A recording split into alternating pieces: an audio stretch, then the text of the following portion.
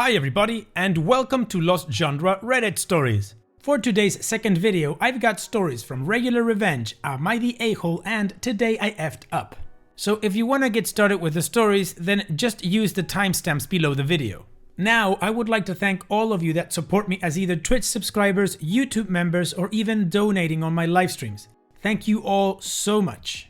And if this is the first time watching one of my videos and you like it, then consider subscribing to the channel and joining us on Discord. Now let's get started with today's stories. This post is from the subreddit Regular Revenge, and it's from user DocRocks64. Cheating girlfriend.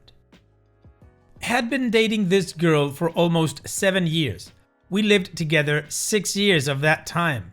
My line of work was electronic consulting, setting up systems with tons of sensors. Good money, but a lot of travel hours. Just setting the stage here. Anyhow, at one point got the feeling that something was off. Nothing I could put my finger on, but a gut feeling. I'm pretty good following my feelings, so I decided to put some proof in the pudding. While she was out, I had placed a sound-activated recorder in each room of the condo. Very small devices as the storage was on the office PC. This was done on a Friday afternoon. Spent the weekend with her and had a good time. Sunday night, before bed, I took my luggage and tools out of my car and also popped a GPS tracker on her car. Left the next morning and headed to my next site. Plan was I was to be away for 2 weeks. I talked with her daily for the first week. The second week was really hit and miss. Times that she was normally home, I would call and it would go to voicemail. I would ask her about it when I spoke to her again, and I got quite a few excuses. Work meetings, late dinners, helping her brother, etc. 2 weeks end and I come home. Head almost immediately to my office. I see a ton of activity on the recorders during the first week and barely anything the second, save a loud vehicle driving by. So I go back to the first week's recordings and find out that she is talking to some guy. To make it even better, she has it on speaker, so I get to hear both sides of the call. Turns out she has been cheating from pretty much day one of our relationship. So I decided right then and there revenge was in order. I had to find out who this guy was. Through some sleuthing, I found out she met this guy, his wife, and family at a campground she worked at before I met her. Found out where they lived and then checked phone records. This was being a few years back, people still had house phones, so I looked up the number. Great, it's listed. I called the number and a guy answered the phone.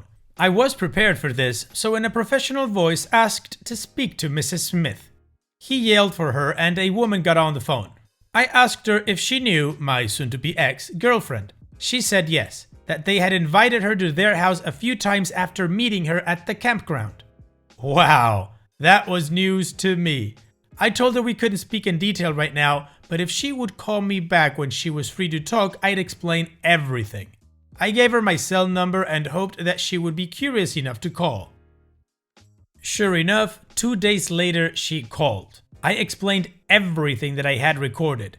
At first, she was very skeptical. I told her that I would make a copy of the recording and send it to her. She said okay, but still was skeptical. So, my work was set in motion. I went to a local recording audio along with the files and explained what I needed. They took all the separate recordings and put them together, so when she wandered through the house, it picked up from the different recordings to make the conversation complete. They then burnt these audio recordings to CD. It took 5 CDs to cover it all. I then mailed the CDs to Mrs. Smith, registered mail. Then I waited. About 10 days go by, she finally calls me. She's very calm. She tells me that the day before, she went and filed divorce papers. Her husband works on an oil rig and he's out on the rig for the next 2 weeks.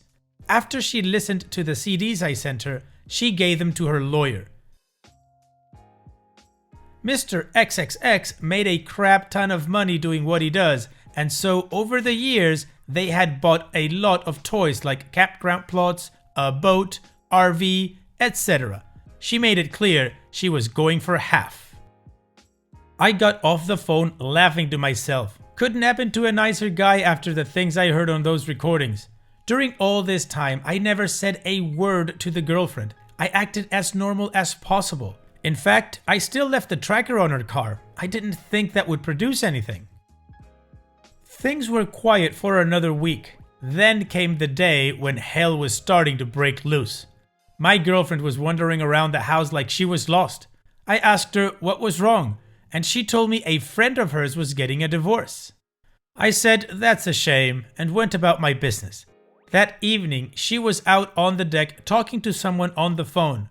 I didn't really pay attention except for the fact that every so often she was raising her voice. Phone call ends. She comes back in and goes straight back to the bedroom. I hear a bunch of rustling around and I walk back to the door and see her packing clothes. I ask her what she's doing and get no reply. She finishes packing and walks out to her car, throws the suitcases in and leaves. 2 weeks go by and not a word from her. I got a call from Mrs. Smith and she updated me on her world. She had her husband served with the papers and infidelity was the reason. He denied, of course, but she was able to throw details that she said stopped him dead in his tracks. She confirmed the phone call that my girlfriend had the night she left was with her. She said she never raised her voice, but my ex-girlfriend tried swearing up and down that nothing ever happened. Mrs. Smith then put out some details to the girlfriend, enough to let her know she was caught. Mrs. Smith implied that she found out on her own and her next step was to tell me. This is why the girlfriend left so quickly. Lol. So this leaves my handling of the girlfriend. Credit card gone. Car I called to have repossessed. Utilities arranged to be shut off. Insurance cancelled. All of her belongings left behind were sent by movers to her dad's house along with a note for the reason. By the way, he lives 2 states away. We lived in a condo, so I arranged for it to be shown for sublease. I was packed and moved in 4 days. New condo, gated community with guard shack. The car was finally picked up. They got it while she was at work. Dealership worked with me on selling the car and I just paid the difference. Mrs. Smith did win her divorce decree and got her half. Mr. Smith never countered on anything. Too worried about his company finding out the dirty secrets. Never heard from the ex ever again. The real revenge on the girlfriend was that she lost her status. I met her at church and thought she was a nice girl. Financially, she worked part-time and had fun full-time. Loss of the car alone put her in a heap of hurt. The loss of her credit card was icing on that cake. So OP didn't just get rid of his cheating girlfriend, he outed the affair partner and the wife took him for half of what he was worth. Good on her. Hopefully they've both learned the lesson about how you shouldn't be cheating. Anyways, let's move on to the next post. This post is from the subreddit Am I the A-hole and it's from user EmergencySoil985. Am I the a-hole for refusing to help my daughter pay for college? I, 48 male, have 3 children with my ex. My son, Joe, 24 male, and 2 daughters, Jane, 21 female, and Amy, 19 female. After the children were born, my great-grandmother started a small education fund for each of them that I have now since controlled since her passing. There weren't any specific criteria for this fund within the context of the law or bank policy because of the type of fund my great-grandmother started. I've added my own money to the fund and my parents have occasionally put in some cash, but it was never expected. My ex never put a dime into it, but always wanted to have equal control of it, and every time I refused, she would get upset. Over the years, she's tried to say that she needed money from the fund for expenses for the kids, citing that the child support I was paying wasn't enough. I still refused and said that to just send me the bill and I'll pay for it directly. She didn't want that and would shut up after I asked how she could be so desperate for money for our kids but refused to give any details. Fast forward to when Joe was going to college and I told my son to just give me enough information so that I can pay the school every semester and he'd be good. My ex tried to convince him to get me to give him all the money so that way he could have his privacy. My son did consider it, but decided that he'd rather I just do this for him because he was worried of blowing through the money. I was proud of him. Jane, however, gave in to her mom's way of thinking and insisted that I just give her the entire fund during her second year. I tried to convince her that this way was best and pointed out how well this worked out for her brother. Jane just called me controlling and said that I didn't respect her enough to let her make her own choices. Eventually, I relented, but made it clear that this was all the money that there was for her for college, that once it's gone, and she was on her own if she needed more. Everything seemed fine up until about a few weeks ago, and Jane called crying saying that she wasn't going to finish because she ran out of money. I asked her what happened, and surprise, surprise, Jane gave money to my ex. I let her vent and then told her that everything was going to be okay, that while she may not graduate by a certain time, she can still finish school. She'll just need to apply for grants, scholarships, loans, and maybe even take a year off to just work. How I would tell the school how she was on her own so she could get more money. Both Jane and my ex are upset with me because they expect me to pay for her schooling and that I was being horrible for wanting her to struggle with loans. To me, this isn't about being petty, but rather giving Jane a hard lesson. She wanted to be treated like an adult. Well, finding your way is what adults do. Joe agrees with me, but now Amy's being pressured to access her fund to help her sister. Technically, I could help, but I'd rather Jane work for it herself. Am I the a-hole? No, OP. Your daughter called you controlling and said that you didn't respect her enough to let her make her own choices. Well, she made the choice of giving money to her mom, and now she has to live with the consequence. I honestly don't understand why she's mad at you and not mad at your ex because she's the one that drained the money. So on that front, I think you're not the a-hole and you should just leave it at that and let her deal with it. Now, I'd be more concerned about Amy getting bullied or pressured into accessing her fund to help out her sister because that's gonna put Amy at a disadvantage, and that is not fair. So what do you guys think? Let me know your judgment in the comment section, and in the meantime, let's move on to the community comments. Saint Elvis says, not the a-hole, and you're doing yourself a major disservice with this post title. You did help pay for your daughter to go to college. NumNum83 was taken says, not the a-hole. Quote, both Jane and my ex are upset with me because they expect me to pay for her schooling. End quote. You did. Jane is 21, and why she's crying to and guilt-tripping you about this while her mother coaches her instead of turning around and saying, Mom, I need that money back, speaks volumes about how manipulative your ex is. If there's any way you can directly pay the school for Amy's costs instead of allowing her access, I recommend you do so. You can help protect her from her mother. Misky Moon says, not the a-hole. This will be a lesson of consequences and now taking responsibility. She will not learn if you bail her out, not to mention unfair on the others who were smarter. Let her take out loans. Please do not allow your other daughter to be pressured into giving up her share. Please pay for it directly to prevent it being misused.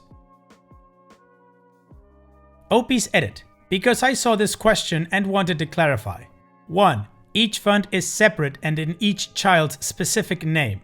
I added money in equally to all of them, but technically, Joe ended up with a lesser amount because the funds were created at the same time for each child, so Jane and Amy's funds had more time to grow with interests. 2. Also, when each of my kids entered high school, I made them authorized users on one of my credit cards that I always paid fully on time to help build up their credit score, so Jane can use that to her advantage. 3. By their senior year of high school, each of my children were told how much money they would have for college, and that if there was any left over by the time they graduated, it was there to do with as they pleased. 4. Joe and Jane both went to in-state universities to save money, but Amy is considering going out of state, so she's really going to need every penny from the fund. She's even taking a year off before applying just to work so she can save more money. It's one of the reasons her mother and sister are using to justify Amy giving Jane some of her money. 5. We're American and living in the United States. Well, the judgment of course stays not the a-hole, and from the edits, it sounds like OP is a very smart man. Hopefully he can handle this situation properly. It also sounds that Amy thinks about the future and is really responsible, so hopefully she won't get pressured into giving her sister money. As for Jane, it sounds like she's deep into the influence of her mom. Hopefully she'll wake up. So how about now we move on to the next post. This post is from the subreddit Today I Effed Up, and it's from user unknown guest user. Today I effed up my proposal. This morning I decided to surprise my girlfriend with a proposal in bed. Not the most original or romantic approach, I know. Initially, the plan was to pop the question over dinner last night, but alas, the build-up towards the big moment got the better of me. However, today, I woke up determined to do what needed to be done. So, there I was, on one knee next to my girlfriend's side of the bed, waiting for her to open her eyes and see me holding the ring. The moment I attempted to wake her up, she groaned and rolled over, leaving me with nothing to look at but the back of her head. My heart was beating hard enough to hear. I leaned over my girlfriend and gently tapped her on the shoulder. Instead of waking up like a normal person, she hissed in her sleep like an effing vampire before elbowing me in the face. I stumbled back and dropped the damn ring. My girlfriend woke up during the commotion and the first thing she saw was me bleeding from my nose. Not gonna lie. When she rushed over to comfort me, I flinched. The hissing thing she did scared the crap out of me. After all the drama died down, I managed to recover the ring without her noticing. Speaking of recover, my nose still hurts. Tonight I'll try again. This time I'll make sure to propose while my girlfriend is wide awake and still human. Opie's edit. I'm just gonna leave an update here for all the comments requesting an update. She said yes, my girlfriend is now officially my fiance. Not that anyone really cares about this part, but my nose also stopped hurting. Well, OP, sounds like you learned an important lesson as to how you should wake up, if you ever need to, your future wife, which I would recommend you don't. Let people sleep, unless it's an emergency, man, come on. And it's that time that we've reached the end of the video. I hope you enjoyed today's stories. I certainly did reading them to you. So if you did, then go ahead and give the video a like, and don't forget to subscribe to the channel and become a member of our Discord community that just keeps growing and it is fantastic. And like I said in the beginning of the video, all of the relevant links are in the video description below, so be sure to check them out. And finally, I'd like to thank you all for taking the time to watch this video. It really does mean a lot to me that you guys enjoy this content, so thank you once again. And having said all that, I will see you guys in the next video.